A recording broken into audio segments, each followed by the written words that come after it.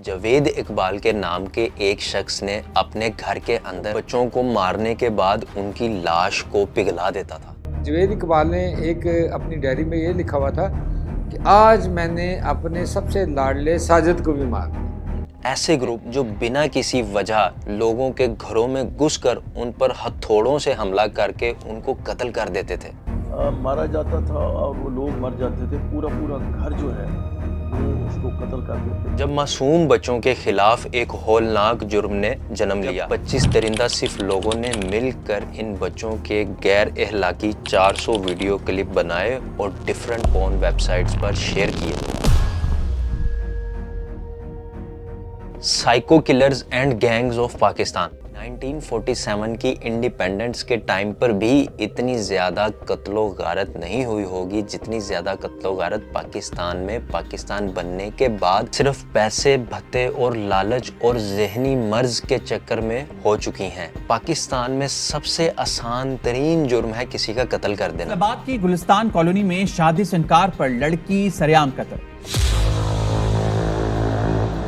किसी का कत्ल करना तो आज हमारे मुल्क में इतना ही आसान हो गया है जितना आसान चोरी करना है। और दोस्तों, पुलिस और लॉ की नाकिस कारकर्दगी की वजह से ऐसे बहुत सारे जराइम पेशा अनासिर आज धड़ल्ले से रह रहे हैं। दोस्तों, आज की इस वीडियो में हम ऐसे ही मर्डर्स और गैंग्स की बात करेंगे जिनके जुर्म ने पूरे मुल्क को दहला कर रख दिया था। तो चले लिस्ट स्टार्ट करते हैं। द वर्स्ट साइकोपाथ मर्डरर्स और गैंग्स ऑफ पाकिस्तान।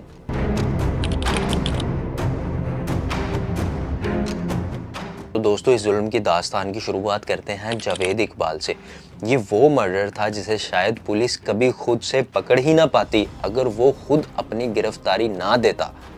ये बात है लाहौर शहर की 1999 की, जब जवेद इकबाल के नाम के एक शख्स ने अपने घर के अंदर ऐसे तेज़ाब और केमिकल्स एक ड्रम के अंदर रखे हुए थे जिसमें वो बच्चों को मारने के बाद उनकी लाश को पिघला देता था और आहिस्ता आहिस्ता करके पूरे 100 बच्चों का मर्डर कर चुका था। दोस्तों, इसने बताया कि ये अपने टारगेट ऐसे बच्चे करता था जिनके माँ बाप या तो उन्हें काम पर भेजते थे या फिर उनके ये बच्चे लावारिस होते थे। अब जवेद इकबाल इन बच्चों को पहले अपने साथ रखता, खाना खिलाता, टीवी पर कार्टून्स दिखाता। दोस्तों, यहाँ पे टीवी का जिक्र मैं इसलिए कर रहा हूँ क्योंकि अर्ली 90s में पाकिस्तान में टीवी का कॉन्सेप्ट एक गरीब बच्चे के लिए अचंभे की बात थी। यही बात इन बच्चों को जवेद की तरफ अट्रैक्ट करती थी और इसी प्लान के तहत जवेद छोटे बच्चों को फंसाता और आखिर में इनका सेक्सुअल अब्यूज़ करता और इन बच्चों की बॉडीज़ को हाइड्रोलिक एसिड में गला कर ख़त्म कर देता।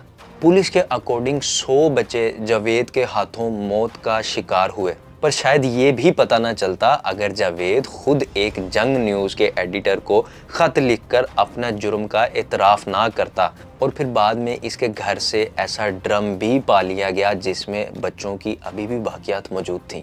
लेकिन दोस्तों, इस केस में ये खुद पेश हुआ था, पुलिस इसको पकड़ने में नाकाम रही थी।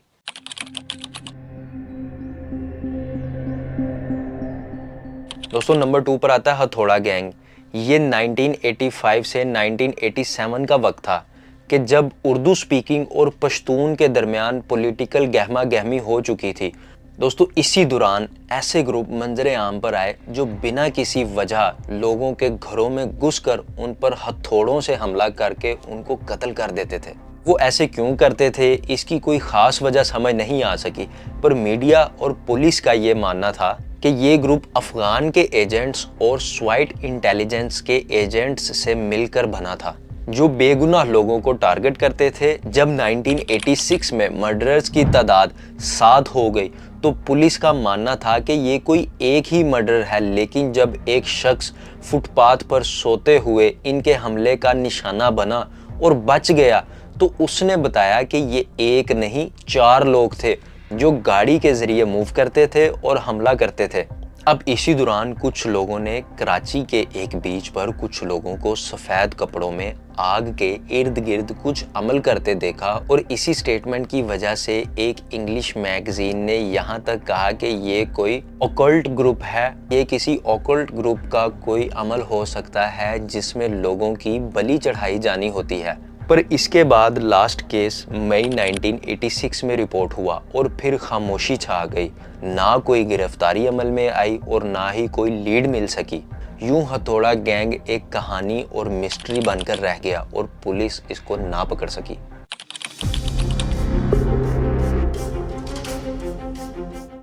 दोस्तों, तीसरे नंबर पर आता है द कसूर चिल्ड्रन स्कैंडल।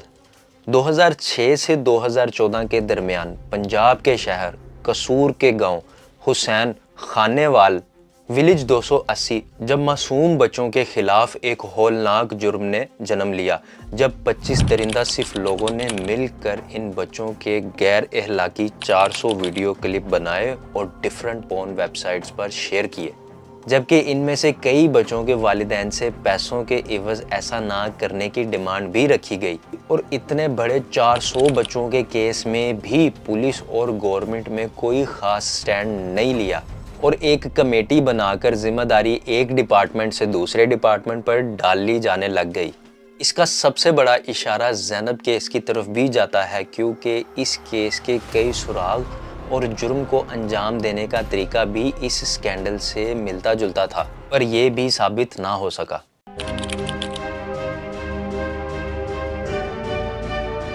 नूर मुकद्दम केस, मर्डर जाहिर जाफर, ये वो केस था जिसने पाकिस्तानियों को ये भी बताया कि मूवीज़ में देखा जाने वाला हौलनाक जुर्म और कत्ल असल ज़िंदगी में भी हो सकता है। नूर मुकद्दम पाकिस्तान के एम्बेसडर की बेटी थी जिसे बहुत ही बेदर्दी से मारा गया। इसे घर में यरगमाल बनाकर रखा और उसके बाद सेक्सुअल और फिज़िकल असल्ट करने के बाद जाहिर जाफर, जो कि नूर मुकद्दम का दोस्त था, उसने बेदर्दी से उसका सर काट कर जिस्म से अलग कर दिया।